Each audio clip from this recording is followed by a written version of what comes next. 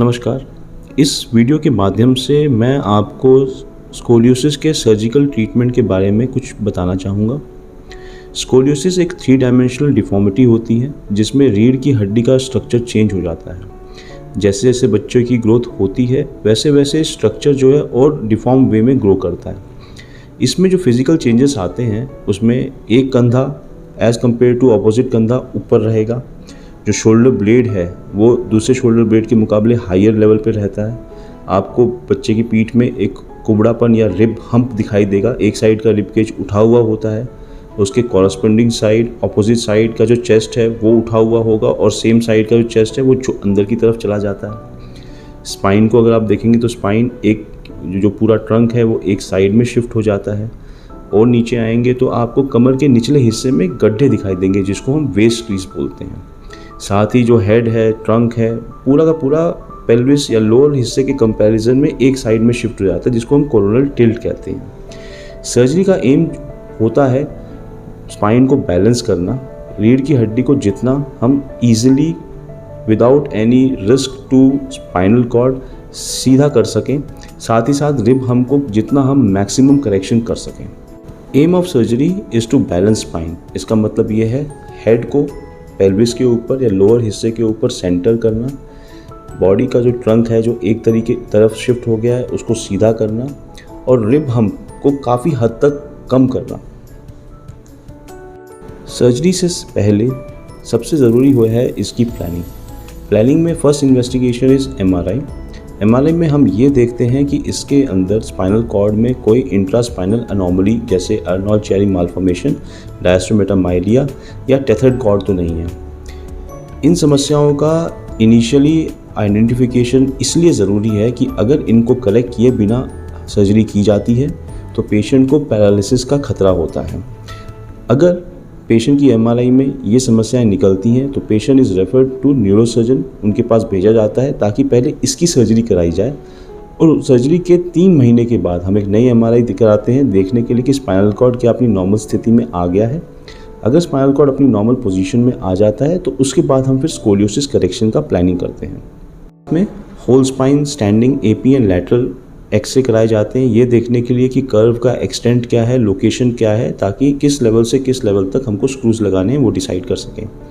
इसके साथ में बेंडिंग फिल्म्स कराई जाती हैं, supine, AP, side bending, left and right side bending films जिसमें पेशेंट को एक side and opposite side turn करके फ्रंट से एक्सरे लिया जाता है to flexibility of the curve. Again इसका इम्पोर्टेंस ये होता है कि इससे हमको समझ में आता है कि कहाँ से कहाँ तक हमको स्क्रूज लगाने हैं और क्या डिफॉर्मिटी को करेक्ट करने के लिए हमको और कोई मैन्यूवर लाइक ऑस्टियोटमी का यूज़ करना होगा, नहीं करना होगा।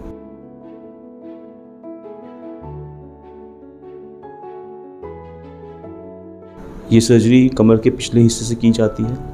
पेशेंट को ऑपरेटिंग टेबल पे पोजीशन किया जाता है। सर्जरी के दौरान हम न्यूरो मॉनिटरिंग का यूज़ करते हैं।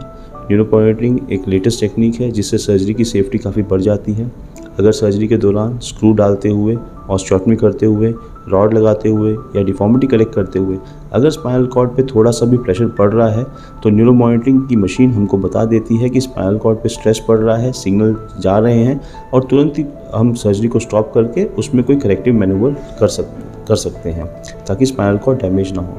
न्यूरो मॉनिटरिंग जब हमारे पास नहीं थी तब उस समय पे कई बार ऐसा होता था कि सर्जरी ख़त्म होने के बाद हमें पता चलता था कि पेशेंट की नर्व्स को चोट लग गई है और पेशेंट पैरालाइज हो गया है। न्यूरो मॉनिटरिंग का उपयोग करने से हमें सर्जरी के दौरान ही पता चल जाता है कि स्पाइनल कॉर्ड पे कोई जोर पड़ रहा है, नहीं पड़ रहा है और इससे पोस्ट ऑपरेटिव पैरालिसिस या नर्व को डैमेज होने का रिस्क ऑलमोस्ट ज़ीरो है। में as a first step as planned multiple levels पे पेडिकल स्क्रूज डाले जाते हैं। इसके साथ में अगर डिफॉर्मिटी काफ़ी स्टिफ है, फ्लेक्सिबल नहीं है तो apex of the deformity mainly जहाँ पे कर्वेचर ज़्यादा है उस लेवल पे मल्टीपल ऑस्टियोटमीज की जाती है। एक बार ऑस्टियोटमीज और स्क्रू डाल दिए गए हैं उसके बाद रॉड से कनेक्ट करके इन स्कोलियोसिस डिफॉर्मिटी को करेक्ट किया जाता है। Through out the procedure her step के बाद न्यूरो मॉनिटरिंग का यूज़ किया जाता है।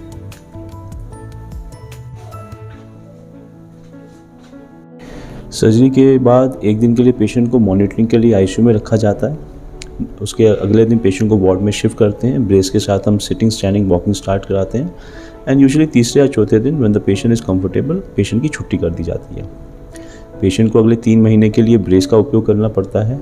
स्टिचेस सर्जरी के 15 दिन के बाद निकाले जाते हैं। 1.5 महीने के बाद पेशेंट स्कूल या कॉलेज अपना ज्वाइन कर सकते हैं। 3 महीने के बाद बैक की एक्सरसाइजेस स्टार्ट होती हैं और 6 महीने के बाद आप कॉन्टैक्ट स्पोर्ट्स स्टार्ट कर सकते हैं। स्कोलियोसिस की सर्जरी काफ़ी सेफ़ है। Latest pedicle screws and instrumentation techniques के साथ में न्यूरोमॉनिटरिंग के उपयोग ने इस सर्जरी को काफ़ी ही सरल और सेफ़ बना दिया है। Thank you.